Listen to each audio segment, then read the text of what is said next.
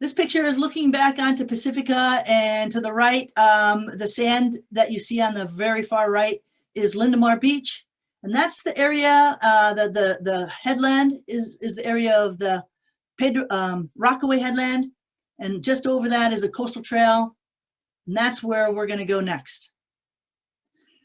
So the Pacific Beach Coalition, our work is from the coastal trail from Lindemar State Beach all the way to Rockaway. You see the switchbacks there at Rockaway, kind of on the top of that circled area. On the left is the headland. Then we have the dunes, and we have the coastal trail is what you see there. And then when that was built about 20 some years ago, they didn't restore any of it. So years ago, when we started our work after the beach was kind of going, it was just weeds. It was wild radish, mustard, ox tongue, horrible ox tongue, generally on both sides of the trail, all the way up and over to Rockaway. And it took us really about 4 years to even get to the top of the Lindemar side. And then we started working from the Rockaway side. On the right-hand side, you'll see the switchbacks, the parking lot, from the parking lot on up and all the way to Taco Bell is our workspace. And the switches were all weeds too.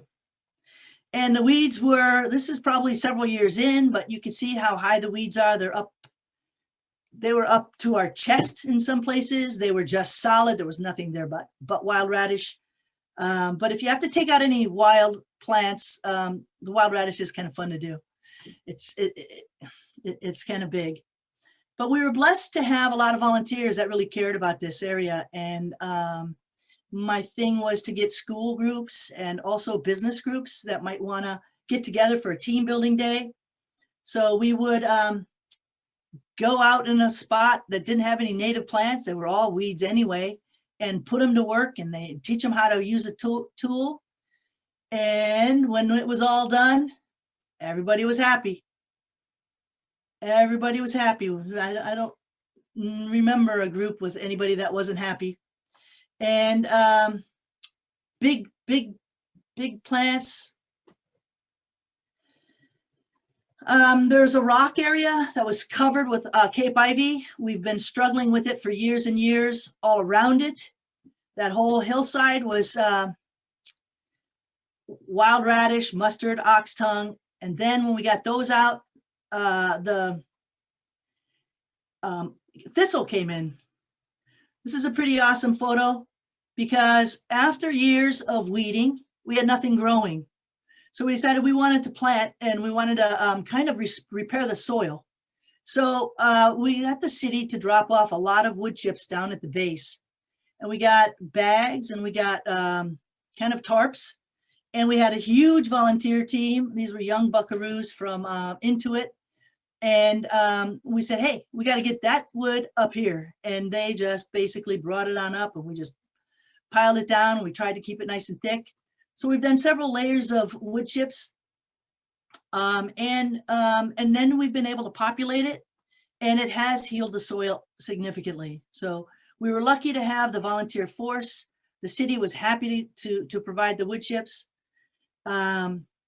You can kind of see that, let me just see if I can zoom this in a little bit. You can kind of see that there's a lot of happy people. Hopefully it's looking okay on your screen. We had, I don't know, hundreds of these piles that were just, that's one of the smaller ones actually. We have hundreds of those piles over the years. And it's amazing when people come out, what they'll do. They were very happy to pull weeds. Some people can do that. Some people can do the wood chips.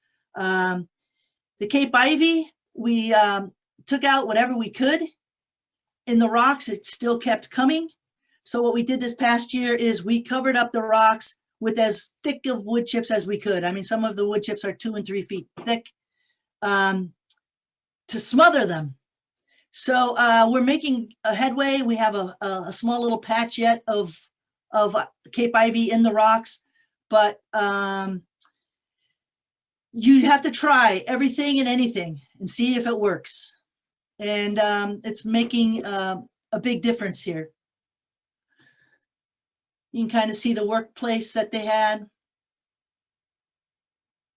This is looking from the parking lot up after a work day, and all of the weeds are gone. You see the rocks. You don't see the Cape Ivy. Looks over on the far right-hand side by the upper rock. Even the switchbacks are weeded by this point in time. So there we go. Escape. Oh no.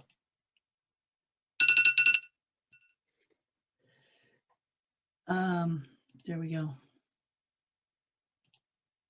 What's going on here? Sorry. Oh my God. Forgive me. I'm going to blast through here because I want to take some time for calls. But we did find the mulch to be really helpful. Pride, guys. Everybody's happy. You can't ask people to help you and then give them a chance to make a difference and have them not be happy. And that is a big thing. We have the highway strip. We have the headland itself was filled with first wild radish, mustard. We took out the wild radish and mustard. And what ended up happening is the thistles came in. And then the thistles came in a big way. And we were working on other projects. So in the future, I would stop everything and just do thistles first, because they kept going up the hill, up the headland. And the patch ended up being bigger and bigger and bigger every year. And I realized that's the number one weed that spreads fastest, and it flows uphill. And so, really, I get a lot of my volunteers in June and July. And by then it already looks like this, and the seeds are already viable. So taking them out, we took what we could, but we can't keep all the seed from going. But we use it for Earth Day. We get people up there. This is a team of, this is our A team from the Pacific Beach Coalition, and they spent almost all summer, when we couldn't have anybody because of COVID, they spent all summer combing the whole front face of the headland from the highway side to pull the thistles that were growing all over. And what a blessing it was, because what we discovered when they were pulling all the ice plant is that there was a ton of blue-eyed grasses and echiums and ethereal spear and all kinds of beautiful little plants that we hadn't expected. So whatever you can do to keep the thistles out, I suggest you do it. These volunteers, you know, we gave them thick gloves. They were real troopers. And you'd look at it and show them the big spot, and they're like, look at the beginning and say, I think you're crazy. And then they get started, and together they start making a difference. And the next thing you know is like, oh, I'm not going to stop until we get this done. So the pride that they get from a hard job is really important. And you can see whenever we go. Now this erosion, this is a fun project that just happened now. This scout this year wanted to do a project, and we asked him if would he like to restore this erosion cut. Bikers go up and down, the hikers go up and down instead of using the switches. No plants can grow there. And so he's like, yeah. So he got together his group. In order to do it, we put down, we had to put in fencing. We put in 3 different sets of fence. There's a big barrier. We put in the erosion control fabric and the rice straw, and they even had to chip. You could see the guy on the right with the blue hair. He's kind of picking at the soil just to soften it up so that when the rains come, it can go in and the seeds can grow. So it was a big project, and he did such a beautiful job. Everybody was really proud of him. I don't know if I have a really good finish, but you can come see now there's all kinds of things growing there. And then we planted whenever we can, and I'd like to call out Fredel sitting in the middle of the left picture. Fredel has grown a lot of the plants. She's inspired a lot of us to plant plants. She's led a lot of teams to start vegetating the switches. And now if you walk the switches, you'll be like, wow, I didn't know they were covered with weeds just 8 years ago. So the dunes have that's Cape Ivy that they're taking, that's the Caltrans buckwheat that they're pulling out of the dunes. This was all ice plant not long ago, and now you can see the native dune, and now is fenced off to protect it. We have people looking down at the beach. That's probably the little clover thing, Jake's nemesis, and a lot of wild radish growing there. And this is what the trail looked like all the way up from Lindemar, actually from Crespi all the way up. It really, year after year, it looked like this. And then we came in and we got people to carry wood chips and put wood chips down and suppress that weeds. And so every year we were able to go faster and further, and because there's fewer weeds. Someone planted marguerite, and there's a whole patch of marguerite here. You see, this is a team of people working on the Caltrans buckwheat up on the hill. On the left-hand side, they're moving wood chips. People love a big project, but that whole trail going down was nothing but weeds on the right-hand side and some on the left, all the way to basically to Lindemar. They carry their plants, the weeds, to a place that the city can pick them up and take them away. They celebrate at the end on a beautiful place after doing a big project. It's very fun. So this is the top switch. I don't know if I'll have another picture for you, but we had a big team. I said, okay, if we have a big team, this is the project we're going to do. We got a bunch of wood chips. And I said, we had already put some wood chips down, but it was basically not very thick and the weeds had come through. We're going to put on as many wood chips as we can. We piled this wood chips a foot thick at least, and we created a human chain to carry things up, and then worked our way across the switch back to where the wood chips were. And that was a big project. That was really, really fun. I'll show you a couple of those pictures.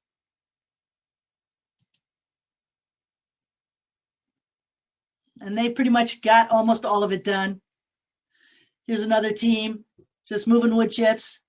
So if you have an opportunity and you have the bandwidth, after the years and years of these weeds, just nothing but weeds, it makes a difference. So this is all the plants you see this is the top switch where they were putting the wood chips. And those plants were 1 year old.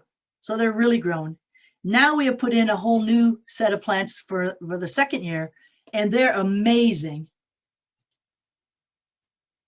And I think the wood chips can help them. And it makes it easy to pull the weeds if you have weeds. All ages can do this.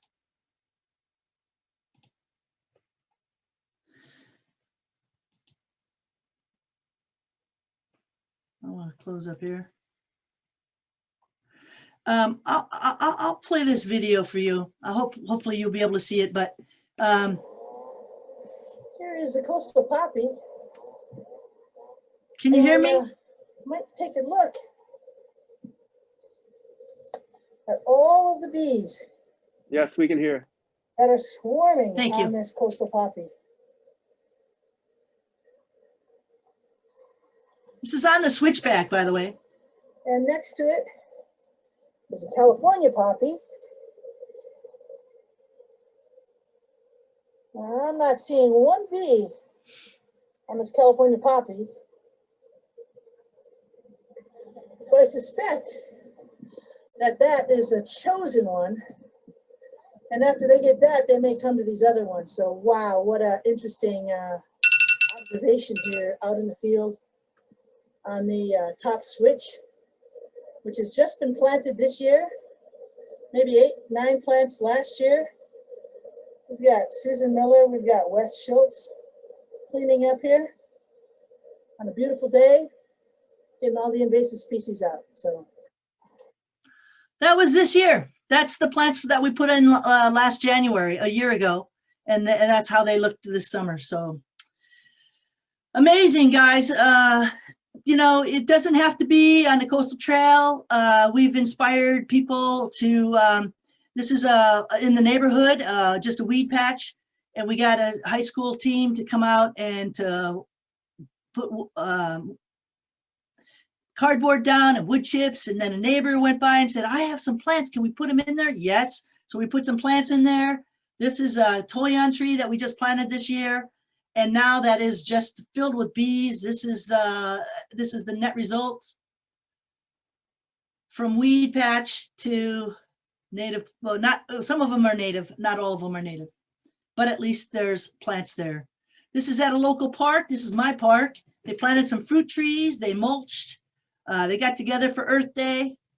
And this is my favorite one. This is San Pedro Creek.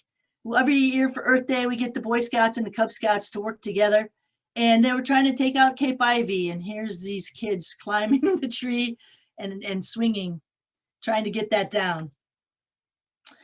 This is a school, one of the school buildings filled with weeds out front. And the little brownies came out and they had more fun cleaning out, planting things. This is Susan Miller. She's on the A team of both groups. This is Russ. He's on the A team from the Pedro Point and the Pacific Beach Coalition. And this was just a weedy area. It was horrible. And Susan said, hey, I'll do that for Earth Day. She's changed it. Plants went in. She maintains it. And it looks amazing. This is actually at Stern Grove, a camp I was at. The field was filled with invasive species. I know they're invasive. I brought a couple tools and had a group of kids and they had so much fun and they felt so good. So I'm gonna share, this is the reward. These are some of the beautiful plants you find among all the work.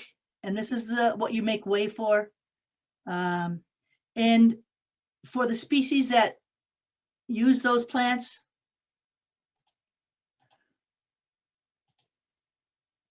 and finally, just want to say thank you, to the Pacific Land Trust for basically taking me on as a stewardship coordinator.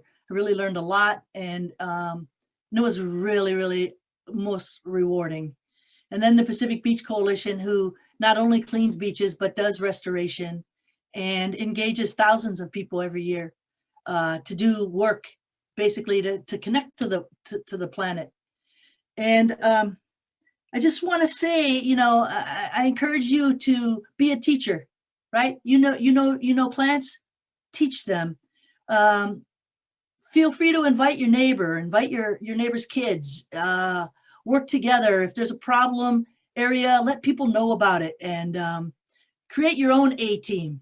Hey, I'm going to go do this. Do you want to join me? Something you can do.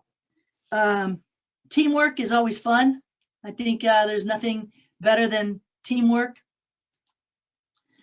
I'm going to go on here. So what else? Celebrate your successes and share it. That's important. Little successes, big successes, document them, take photos, share them, put them on Facebook. Raise as much awareness as possible. Grow plants, give them to your neighbors. Help your neighbors grow plants. Tell them why. You guys have all this knowledge. I can't tell you how important that is. People don't have it. And through all the volunteering that I had and all the groups that I had, what I really noticed was that they appreciated getting their hands dirty. They're connecting to the earth, whether it's picking up litter or whether it's planting or weeding. They're doing something for the planet, and that is what we all need.